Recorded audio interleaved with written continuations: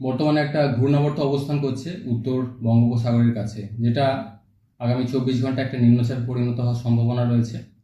এর প্রভাবে দক্ষিণবঙ্গের জেলাগুলিতে বৃষ্টিপাত কিছুটা বাড়ার সম্ভাবনা থাকবে 23 থেকে 24 তারিখের মধ্যে। আজকের দিনটা অর্থাৎ 22 তারিখ প্রধানত হালকা থেকে মাঝারি ধরনের বৃষ্টিপাতের সম্ভাবনা থাকবে, দু এক জায়গায় বজ্রবিদ্যুতের সম্ভাবনা রয়েছে।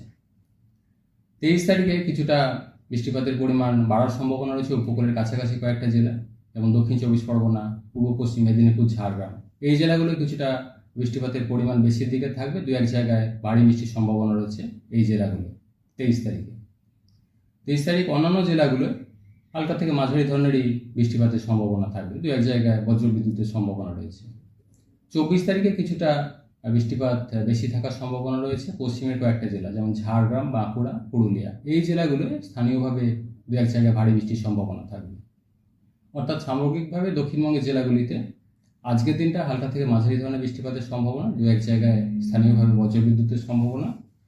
পরবর্তী দুদিন অর্থাৎ 23 থেকে 24 তারিখের মধ্যে কিছুটা বেশি থাকবে উপকূলের কাছাকাছি জেলাগুলো, দু এক জায়গায় ভারী বৃষ্টির সম্ভাবনা রয়েছে উপকূলের কাছাকাছি জেলাগুলো। অন্যান্য জেলাগুলো হালকা থেকে মাঝারি ধরনেরই বৃষ্টিপাতের সম্ভাবনা থাকবে। তারপরে অর্থাৎ 25 তারিখ থেকে পরবর্তী কয়েকদিন আবার বৃষ্টিপাতের পরিমাণ কমের দিকেই থাকবে।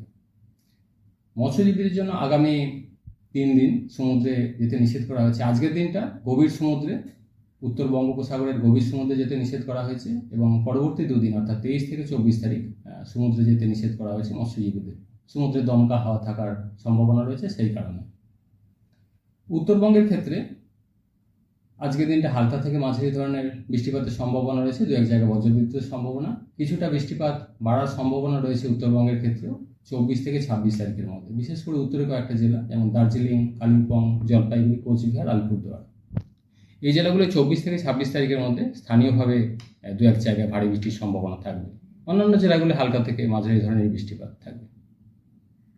কলকাতা পার্শ্ববর্তী অঞ্চলের জন্য আজকের দিনটা অর্থাৎ 22 তারিখ হালকা থেকে মাঝারি ধরনের বৃষ্টিপাতের সম্ভাবনা, মেঘলা আকাশ থাকবে।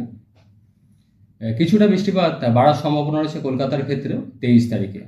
প্রধানত মেঘলা আকাশ থাকবে এবং দু এক পশলা হালকা থেকে মাঝারি ধরনের বৃষ্টিপাতের সম্ভাবনা থাকবে কলকাতা পার্শ্ববর্তী অঞ্চলের জন্য 23 তারিখে। কিছুটা বাড়বে বৃষ্টিপাত 23 তারিখ কলকাতার জন্য।